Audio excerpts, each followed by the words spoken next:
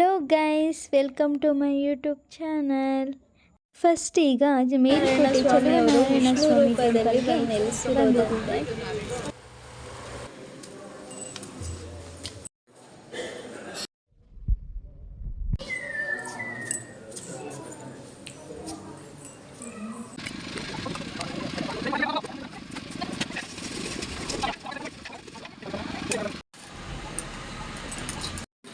ಮೇಲುಕೋಟೆ ಚಲುವನಾರಾಯಣ ಸ್ವಾಮಿ ಟೆಂಪಲ್ಗೆ ಹೋಗ್ಬಿಟ್ಟು ಇವಾಗ ಅಕ್ಕ ತಂಗಿ ಕೊಳ ಅದು ನೋಡೋಕ್ಕೆ ಈ ಕೊಳ, ಈ ಎರಡು ಅಕ್ಕ ತಂಗಿ ಕೊಳವನ್ನು ಶೂಟಿಂಗಿಗೆ ಅಂತ ಬಳಸ್ತಾರೆ. ಚಲುವರಸ ಅನ್ನೋ ಒಬ್ಬ ಅರಸಂಗೆ ಇಬ್ಬರು ಹೆಣ್ತಿರಂತೆ, ಅವರು ಅಕ್ಕ ತಂಗಿ. ಸೊ ಲೋಕ ಕಲ್ಯಾಣಕ್ಕೋಸ್ಕರ ಎರಡು ಕೊಳ ನಿರ್ಮಿಸೋಕೆ ಅವರಿಬ್ಬರಿಗೆ ಜವಾಬ್ದಾರಿ ಕೊಡ್ತಾರಂತೆ. ಆಗ ಅಕ್ಕ ಇದ್ದವಳು ನಿಷ್ಕಲ್ಮಶ ಮನಸ್ಸಿಂದ ದೇವರಿಗೂ ಪೂಜೆ ಮಾಡ್ದಲೆ ಕೊಳ ನಿರ್ಮಿಸ್ತಾಳಂತೆ. ಅದೇ ತಂಗಿಯಾದವಳು ಚಲುವನಾರಾಯಣ ಸ್ವಾಮಿಗೆ ಪೂಜೆ ಮಾಡಿ ನಿಸ್ವಾರ್ಥದಿಂದ ಕೊಳ ಕಟ್ಟಿಸ್ತಾಳಂತೆ.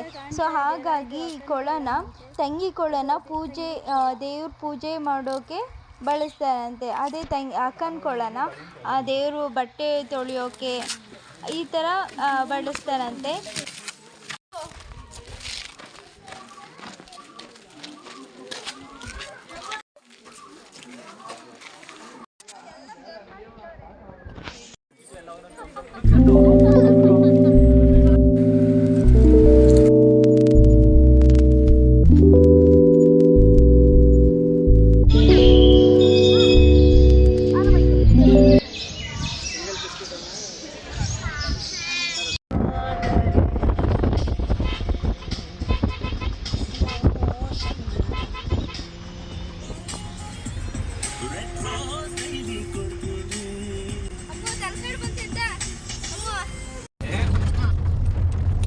ತಗೊಂಡ್ರೆ ಬೆಲೆ ಕೊಡ್ತಾರೆ. ಹಿಂಗೇನ ಕೇಳಿದ್ರೆ ಅಲ್ಲಿದೆ ಬಲಕ್ಕಿ ತಿರುಗಿ ಅದೇ ಸಂಧಿ ಒಳಗೆ ಮಾಡಿದ ದೇವಸ್ಥಾನ ಇಲ್ಲ ಗುಡ್ಡದ ಮೇಲೆ ಮಾಡಿರ್ತಾನೆ, ಇಲ್ಲ ಸಂಧಿ ಒಳಗೆ ಮಾಡಿರ್ತಾನೆ, ಇಲ್ಲ ಕೆಳಗೆ ಕೆಳ ಮಾಡಿರ್ತಾನೆ. ಒಂದು ರೂಟ್ ಕರೆಕ್ಟಾಗಿ ಮಾಡಿರಲ್ಲ. ಅಯ್ಯೋ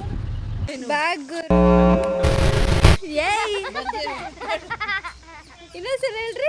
ಬಾಗ್ರು ಉಂಡಗ್ಗು ನಂದು ಬೇಡ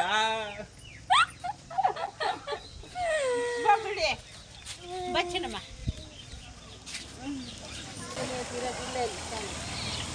ಇಲ್ಲೇನಾ ಬಾಗ್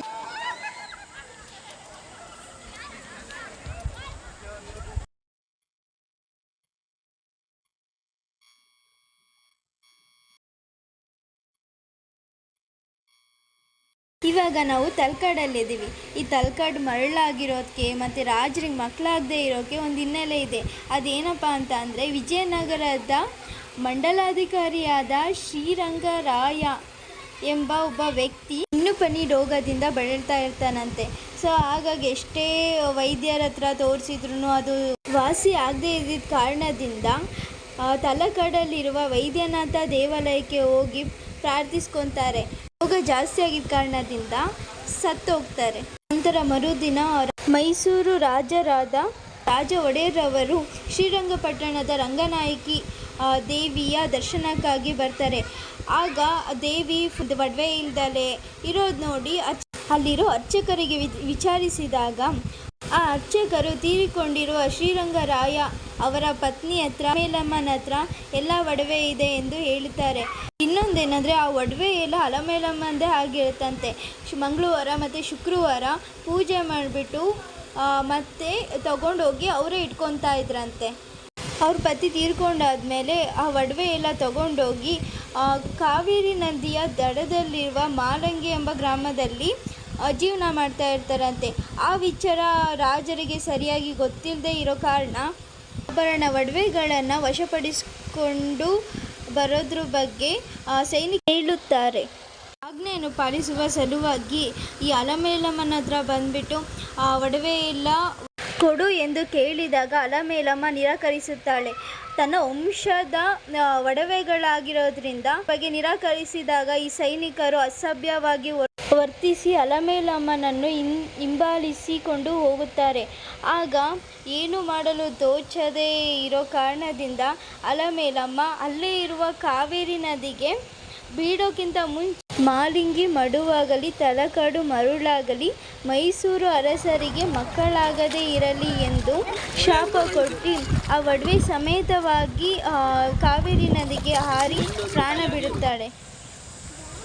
ಇದೇ ಆ ಕಾವೇರಿ ನದಿ.